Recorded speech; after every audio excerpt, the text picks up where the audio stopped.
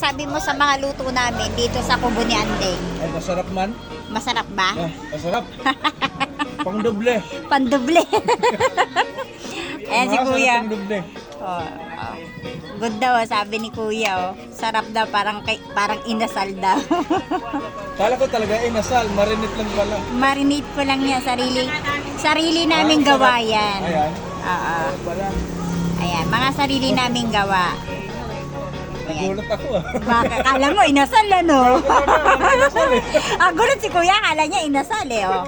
Diba? Saan pa kayo? Kala nyo masarap ang mga pagkain dito. Lutong bahay talaga. Ayan. Ayan yung luto namin, oh. Ayan. Mga lutong bahay. Ano kuya, okay na?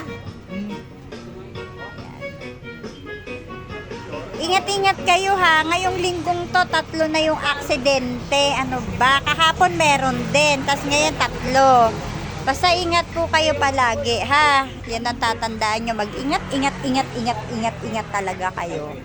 Ayan yung mga abangers oh. Ayan si Kuya oh, na-aksidente oh. Ayan. Yan yung motor na na-aksidente ngayon.